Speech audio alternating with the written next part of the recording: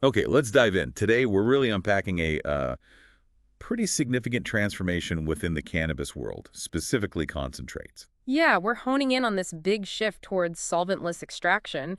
We'll be looking at how hash rosin just exploded, and why it's kind of seen as the top tier now, leaving flower rosin behind. Exactly. And we're basing this deep dive on the source material provided, the solventless revolution, from flower to hash rosin, which comes from nub nodes. It's a great guide. Our goal here is basically to pull out the key stuff, the Yeah. history, who was involved, the techniques, and really the cultural shift. We want you to get why hash rosin holds that gold standard reputation today. Right, because knowing this story isn't just like interesting background, it really helps you understand the market right now, what drives quality, purity, and consumer demand. This is your shortcut to being up to speed on this whole solventless revolution. It really is. It's all about innovation, pushing for better quality, and what people actually want to buy. So where did this journey even start? The source points to a pretty surprising beginning back in SoCal around 2015. Yeah, it really does. And almost by accident, according to the source. It credits a guy named Phil Soilgrown Salazar. Apparently, he was pressing some low-grade bubble hash with, get this, a hair straightener. A hair straightener, seriously. Yep. The heat and pressure squeezed out this pure oil. And applying that basic idea, heat and pressure, to flour itself, that's what the source calls the actual birth of rosin. Wow. Okay, so that simplicity, that must have fueled the next phase, right? Mm. What the source calls flower rosin's moment in the sun, say 2015 to 2017. Oh, absolutely. It just kicked off. The DIY aspect was huge. Anyone with a basic press or even just hair straighteners could suddenly make their own extracts at home. No dangerous solvents. It went kind of viral. Yeah, I remember hearing about that. The source mentions Jungle Boys. Back in the Prop 215 medical days in Cali, they'd press flower for patients right there on site. Sounds like it took off fast. It really did. But the source is quick to point out the main problem that surfaced pretty quickly. Pressing the whole flower meant you weren't just getting resin. Ah, okay. You were getting to other stuff, too. Exactly. Unwanted plant waxes, lipids, even chlorophyll got pressed out along with the good stuff. Right. And the source says those impurities made the final product darker, and the taste was harsher compared to, say, BHO that was around then. That's the trade-off. Easy access, but maybe not the cleanest or smoothest result. So it starts DIY, but how does it evolve? How does it scale? The source shifts focus to Colorado around 2016 to 2018. Right. Colorado had legalized adult use earlier, back in 2012, so they were positioned to integrate this into the regulated market faster. You had brands like 710 Labs and Green Dot Labs jumping on hash rosin early, really scaling it. And they weren't just producing more, were they? The source mentions they were innovating. Definitely. They were pushing things like genetic optimization, breeding specific strains that were great for extraction, not just flour, plus developing cold curing techniques, and importantly, educating consumers. Educating them on why this stuff was different and maybe worth a higher price. Exactly, explaining the quality difference. And the source also flags the timing with tech. The Puffco peak launching in 2018. That was a big deal. How so? It made low-temp dabbing more accessible and popular, which is, the perfect way to really appreciate these cleaner, terpene-heavy hash rosins. Okay, so scaling tech improvements. Hmm. But the source highlights another really key step for purity. Ice water hash. This became big between, 2016 and 2020? Yeah, this is where things get really refined. The technique involves washing fresh frozen cannabis flower in ice water. Fresh, frozen, not dry. Right. Freezing it right after harvest preserves the terpenes. Then you gently agitate it in ice water. The cold makes the trichome heads brittle. They break off, and you filter them through mesh bags. So you're basically just collecting the resin glands, the trichomes, Yeah. separating them from the plant matter itself. Precisely. Pure trichome heads, that's your bubble hash. But then there's another critical step the source emphasizes, the freeze dryer. Ah, okay. Why the freeze dryer? Because after washing, the hash is wet. A freeze dryer removes that water very quickly without using heat, which preserves those volatile terpenes and prevents mold or degradation. It's essential before pressing. Got it. So fresh frozen flour, ice water, wash for bubble hash, freeze dry, then press that high-quality bubble hash, the 5 or 6-star stuff, into hash rosin. That sounds intensive. It is, and the source really stresses that it's not just mechanical. There's a real skill, almost an art, to washing hash properly to get that pure separation. You can definitely see how that would result in a much cleaner, more flavorful product than just squishing flour. And the market data in the source shows this method really took over 2021 to 2023. The numbers are pretty stark.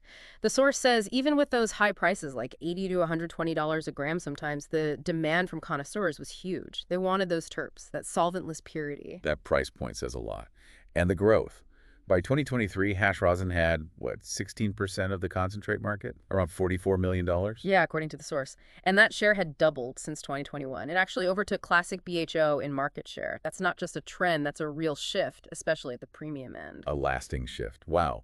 Okay, what about the culture around it? The source mentions the hash head wave. Right. This is the dedicated fan base that grew around this quality. The source describes this heady crowd as being super focused on finding the best, perfectly washed hash rosin. They obsess over specific micron sizes, often that 90 to 120 U range. Microns referring to the filter bag size, right? Yeah. Isolating specific trichome head sizes. Yeah. Why that range? Exactly. That 90-120 U range is often seen as the sweet spot, containing the most mature, terpene-rich trichome heads without too much plant debris or smaller, less potent heads. It's about peak resin quality. Interesting. And the source says these folks specifically avoid other extracts, like distillate or BHO. Yeah, largely.